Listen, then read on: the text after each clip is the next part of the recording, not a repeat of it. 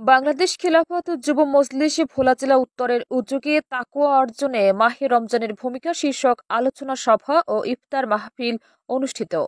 আজ শনিবার বিকাল ৩টায় জেলা পরিষদ হল রুমে মিলনায়তনে বাংলাদেশ খিলাফত যুব মজলিস ভোলা জেলা উত্তরের উদ্যোগে তাকওয়া অর্জনে মাহে রমজানের ভূমিকা শীর্ষক আলোচনা সভা ও ইফতার মাহফিল অনুষ্ঠিত হয়।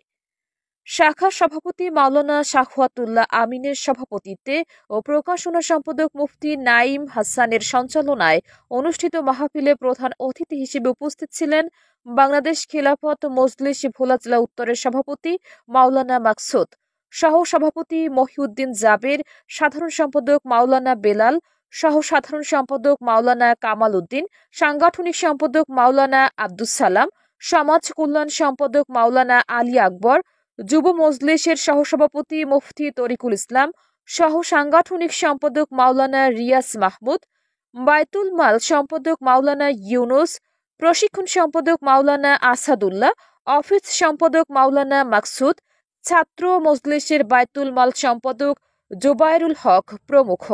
সম্মানিত অতিথির মধ্যে উপস্থিত ছিলেন দারুল উলুম আজিজিয়া মাদ্রাসা আলীনগরের সম্মানিত পরিচালক মাওলানা তৈবুর রহমান কাশেমি, বাস টার্মিনাল আশরাফুল উলুম মাদ্রাসার পরিচালক মাওলানা কামাল উদ্দিন, ইসলামী ছাত্র শিবির ভোলা জেলার উত্তরের সভাপতি আব্দুল্লাল আমিন প্রমুখ।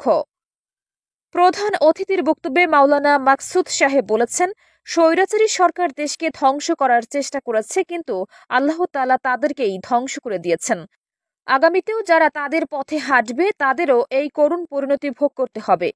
সভাপতির বক্তব্যে মাওলানা শাখওয়াত আমিন দ্বীন ইসলামকে সর্বত্র কায়েমের উপর গুরুত্বারোপ করে বলেন, স্বাধীনতার ৫৫ বছর পরেও আজ আমরা স্বাধীন নই। আজও আমার বোন আসিয়াকে ধর্ষিত হতে হয়, যা মুসলমান হিসেবে আমাদের দেশের জন্য লজ্জাজনক। তাই দেশে ইসলামী খেলাফত কায়েমের বিকল্প নেই। তবে ইসলাম কায়েমের পদক্ষেপ হিসেবে সর্বপ্রথম আমাদেরকে ব্যক্তিগত জীবনে ও পারিবারিক জীবন ইসলামী অনুশাসন অবশ্যই মেনে চলতে হবে। সদ্য মৃত যুব মজলিসের সাংগঠনিক সম্পাদক হাফেজ বেলাল স্মৃতি চরণ করে তার জন্য দোয়া করেন ও তার এতিম শিশুদের দেখভালের দায়িত্ব গ্রহণের ঘোষণা দিয়ে বক্তব্য শেষ করেন।